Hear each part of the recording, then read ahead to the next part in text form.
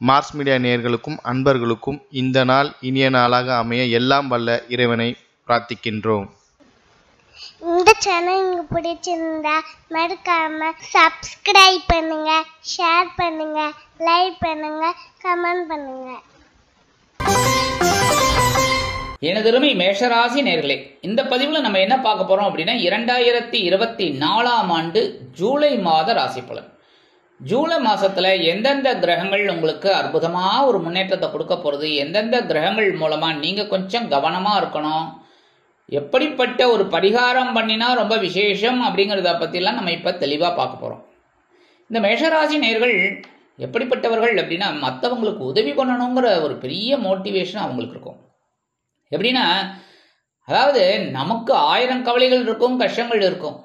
ஆனா மற்றவங்களுக்கு ஒரு உதவி பண்ணினாலே அந்த உதவி நமக்கு பிற்காலத்துல ஏதாவது ஒரு முன்னேற்றம் கண்டிப்பா கிடைக்கிறதுக்கு ஒரு வழிவகை கிடைக்கும்னு நினைக்கிறவங்க இவங்க. அந்த வகையிலே இவங்களுக்கு ஒரு உயர்வு கண்டிப்பா இருக்கு.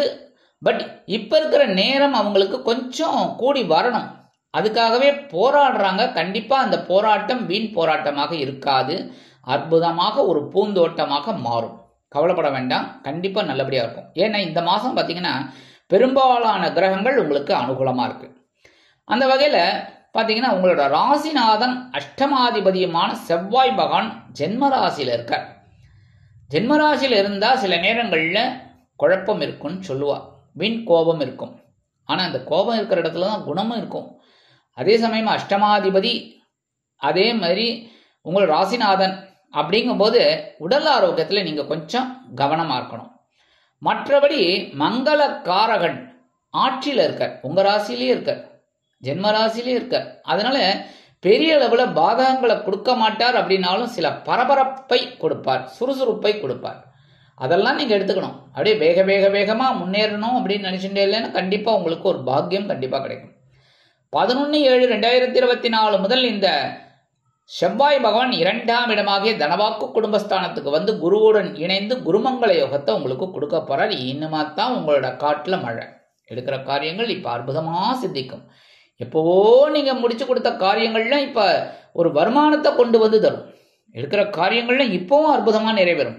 வருமானம் கண்டிப்பா கிடைக்கும். ஏன்னா 2ஆம் இடம் அப்படிங்கிறது தன வாக்கு குடும்பஸ்தானம். உங்களோட வாக்கு இப்ப பலிக்கும். நீங்க சொல்ற பேச்செல்லாம் பலிக்கும். நீங்க எடுக்கிற காரியங்கள்லாம் சிறப்பா இருக்கும்.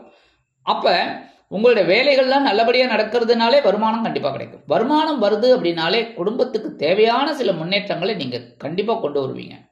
அதாவது தேவையான ஒரு முக்கியமான அத்தியாவசிய பொருட்கள், விலை உயர்ந்த பொருட்கள் இதெல்லாம் வாங்கறதுக்கு உங்களுக்கு வாய்ப்புகள் தேடி வரும். அதே மாதிரி சீருடை பணியாளர்களாகிய காவல், இராணுவம், தீயணைப்புத்துறை, மருத்துவத்துறையில் வேலை பார்க்கும் அன்பர்களுக்கு எதிர்பார்க்கும் உயர்வுகள், பதவி உயர்வு, சம்பள உயர்வு, இடமாற்றம், பதவி மாற்றம் கண்டிப்பாக தாராளமாக கிடைக்கும். அடுத்தபடியா 2/7 அதிபதி சுக்கிர பகவான். இந்த சுக்கிர பகவானை விடவே விடாதீங்க. ஏன்னா எப்பவுமே நமக்கு எந்த இடத்துலலாம் பண வரவு வரும் அப்படின்னா அவங்கள நம்ம போய் பார்க்கறது, போய் அவங்களுக்கு ஏதாவது ஒரு இது பண்றதெல்லாம் ரொம்ப விசேஷம். அப்படிப்பட்ட இதுல பாத்தீங்கன்னா தனவாக்கு குடும்பஸ்தானாதிபதி களத்திராதிபதி சுக்கிர பகவான். சாதாரண இந்த மேஷராசி அன்பர்களுக்கு திருமணத்துக்கு அப்புறம் தான் ஒரு யோகமே கிடைச்சிருக்கும்.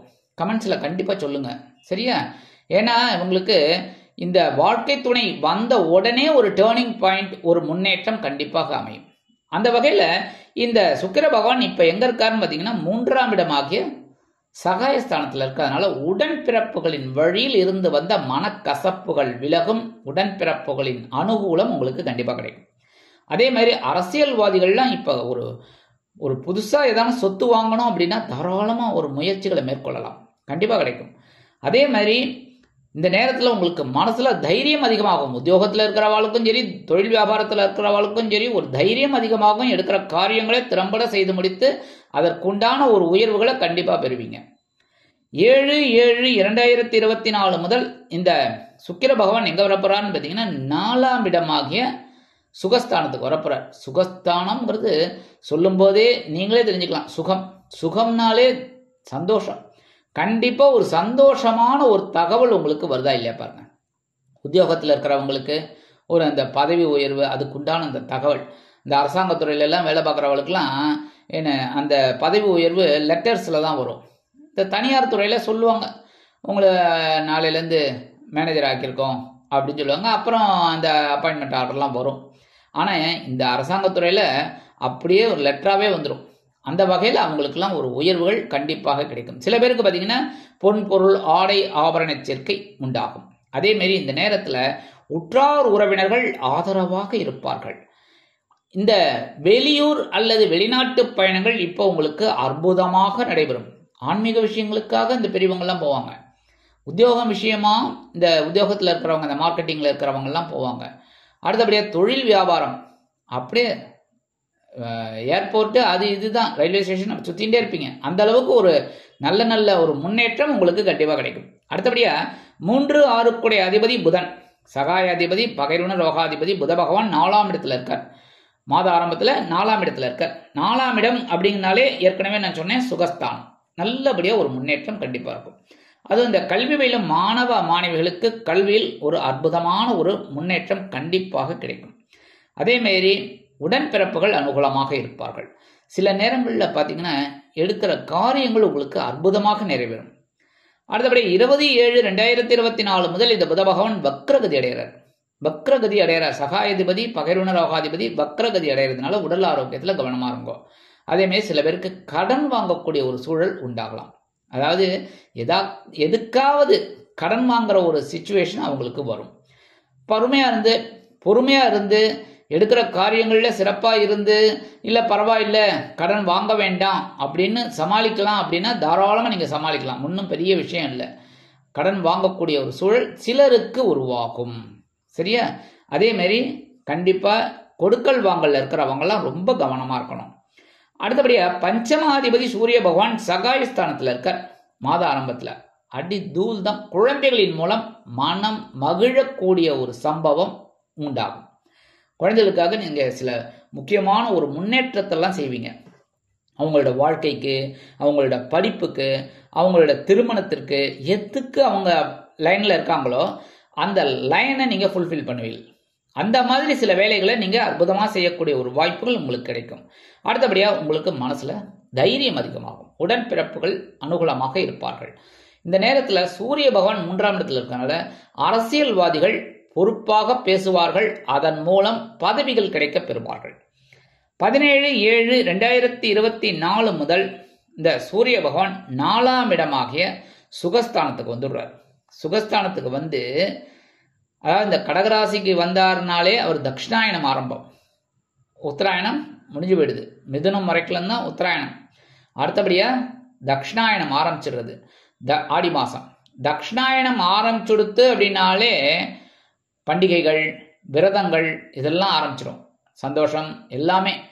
ஆக இந்த 4ஆம் இடத்துல சுகஸ்தானமாக 4ஆம் இடத்துல வந்து புத பகவானுடன் இணைந்து புதாதித்ய யோகம் பெற்று சஞ்சரிக்கிறார் சூரிய பகவான். அதனாலே கல்வி பயிலும் மாணவ மாணவிகள் கல்வியில் உற்சாகமாக செயலாற்றுவார்கள். முன்னேற்றம் தேடி வரும். எழுத்து மற்றும் அச்சுத்துறையில் இருக்கும் நண்பர்களுக்கு புதிய வாய்ப்புகள் மெளிரும். அதேமாரி சில பேருக்கு சொத்து சேர்க்கை உண்டாகும். பொன் பொருள் ஆடை ஆபரணம், உற்றார் உறவினர்கள் ஆதரவாக இருப்பார்கள். அவர்களின் மூலம் சில மனமகிழ்ச்சி ஏற்படும். அதேமாரி வெளியூர் அல்லது வெளிநாட்டு பயணங்களின் மூலம் உங்களது வாழ்க்கையில் சில நல்ல திருப்பங்களை நீங்கள் எதிர்பார்க்கலாம்.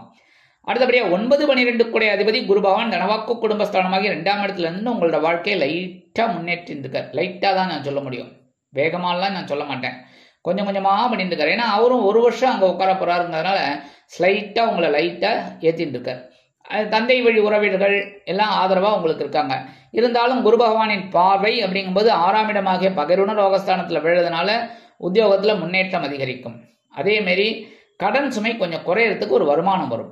8ஆம் இடமாகிய அஷ்டமராசியை பார்க்கறதுனால உடல் ஆரோக்கியம் சிறப்பாகும். 10ஆம் இடமாகிய ஜீவனஸ்தானத்தை பார்க்கறதுனால தொழில் வியாபாரத்தில் பரபரப்பாக இருப்பீர்கள். அதன் மூலம் சில நன்மைகள் உங்களுக்கு கண்டிப்பாக கிடைக்கும். 10-11 அதிபதி சனீஸ்வர பகவான் லாபஸ்தானமாகிய 11ஆம் இடத்துல வக்ரகதியில சஞ்சாரம் பண்ணிட்டு இருக்கார். வக்ரகதியில சஞ்சாரம் பண்ணக்கூடிய சனீஸ்வர பகவான் உங்களுக்கு அற்புதமான ஒரு முன்னேற்றத்தை கொடுக்க போறார், கொடுத்துட்டே இருப்பார். ஏன் அப்படின்னா இதுவரைக்கும் உங்களுக்கு பெரிய அளவுல நன்மை செய்யல. ஏன்னா உங்க ஜென்மராசியை பார்த்துட்டு இருக்கார். அதனாலே சில நன்மைகள் உங்களுக்கு இன்னும் பெருசா வரல. ஏதோ பரபரப்பா இருக்கீங்க, சுறுசுறுப்பா இருக்கீங்க, அது ஏதோ ஓடின்னு இருக்கு, ஒரு வருமானம் வந்துட்டு இருக்கு, என்னத்தையோ புரட்டி இந்த குழந்தைங்கள்லாம் வந்து ஒரு டயரை எடுத்து வச்சுட்டு உருட்டின்னு போயிட்டு இருக்கோம் விளையாடிட்டு. அந்த மாதிரி பண்ணிட்டு இருக்கீங்க, ஓரளவுக்கு சமாளிச்சுட்டு இருக்கீங்க. அந்த வகையில இப்ப வக்ரகதியில இருக்கிற சனீஸ்வர பகவான் உங்களுக்கு கண்டிப்பா ஒரு சில நன்மைகளை உத்தியோகத்திலையும் சரி தொழில் வியாபாரத்திலையும் கண்டிப்பாக கொடுப்பார். அடுத்தபடியா ராகு பகவான் உங்களோட விரயஸ்தானமாகிய 10ஆம் இடத்துல இருக்கார். ராகு பகவான் விரயஸ்தானமாகிய 12ஆம் இடத்துல இருக்கார். கேது பகவான் பகைருண ரோகஸ்தானமாகிய 6ஆம் இடத்துல இருக்கார். 6, 12 மறைவு ஸ்தானம் அப்படிங்கிறதுனால கெட்டவன் கெட்டிடில் கிட்டிடும் ராஜயோகம் அப்படிங்கிறதுனால எல்லாத்தையும் சமாளிக்கிற ஒரு பவரை உங்களுக்கு கொடுத்துட்டு இருக்காங்க. அதாவது இந்த வாழ்க்கையே போராட்டம் தாங்க, தினந்தோறும் போராட்டம் தான். ஆனா அதை நம்ம வாழ்ந்துதான் காமிக்கணும், வேற வழியே கிடையாது. அப்ப அந்த சவாலை சமாளிக்கிற ஒரு ஆற்றல் உங்களுக்கு இந்த ராகு பகவானும் கேது பகவானும் கொடுத்துட்டே இருப்பாங்க. சில பேருக்கு இந்த வெளியூர் அல்லது வெளிநாடு போய் படிக்கணும்னு நினைக்கிற குழந்தைகள்லாம் தாராளமா முயற்சிகளை மேற்கொள்ளலாம், கண்டிப்பா அவங்களுக்கு ஒரு முன்னேற்றம் கிடைக்கும். அடுத்தபடியா உடல் ஆரோக்கியம் சிறப்படையும். ஏன்னா பகிர்வன ரோகஸ்தானத்துல 6ஆம் இடத்துல இருக்கிற கேது பகவான் குரு பகவானின் பார்வையை பெற்று சஞ்சாரம் பண்றதுனால ஓரளவுக்கு உங்களுக்கு தைரியம் அதிகமா இருக்கும், ஆன்மீக விஷயங்களில் நாட்டம் செல்லும். அடுத்தபடியா சரி, இந்த மாசம் பாத்தீங்கன்னா உங்களுக்கு பெரும்பாலான கிரகங்கள் அனுகூலமா இருக்கிறதுனால நீங்க கவலையே பட வேணாம். ஒரு ஸ்டெப்பை அப்படியே முன்னாடி எடுத்து வச்சுட்டு போயிட்டே இருங்க, புரியுதா? அதாவது அதுக்காக நம்ம வந்து எல்லாத்தையுமே வந்து சனீஸ்வர பகவான் வக்ரகதியில் இருக்கிற மாதிரி நம்ம பின்னாடி போயிட்டு இருக்க முடியாது, முன்னாடி தான் போயிட்டு இருக்கணும். நமக்கு வக்ரமே கிடையாது. ஏன்னா எல்லாருக்கும் பார்த்தீங்கன்னா முன்னேற்றம் முன்னேற்றம் முன்னேற்றம் தான், பின்னாடியே பார்க்கக்கூடாது. அப்போ நீங்கள் வந்து இந்த மாதம் ஜூலை மாதத்தை நீங்கள் ஒரு பெருசாக எடுத்துட்டு ஒரு முன்னேற்றத்தை எடுத்துக்கணும். 1ஆம் தேதியிலேருந்து நீங்கள் வந்து இப்படித்தான் நம்ம பண்ணணும் அப்படின்னு ஒரு வைராகியத்தோட வேலை பாருங்க. உத்தியோகத்தில் முன்னேற்றம் தேடி வரும், தொழில் வியாபாரம் அற்புதமாக நடைபெறும், நீங்கள் எடுக்கும் காரியங்கள் அற்புதமாக நிறைவேறும். சரி, பரிகாரமா என்ன பண்ணினா ரொம்ப விசேஷம், ஸ்ரீரங்கம் நம்பெருமாளை வேண்டிக்கோங்க. முடிஞ்சா ஒரு தடவை போயிட்டு வாங்க.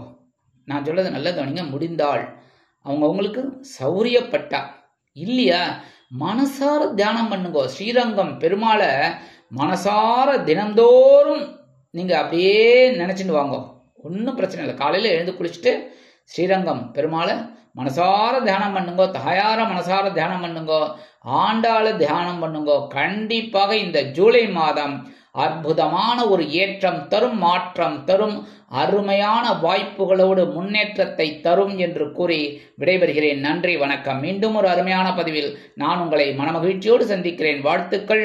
வாழ்க வளமுடன். இந்த சேனல் உங்களுக்கு பிடிச்சிருந்தா மறக்காம சப்ஸ்கிரைப் பண்ணுங்க, லைக் பண்ணுங்க, ஷேர் பண்ணுங்க.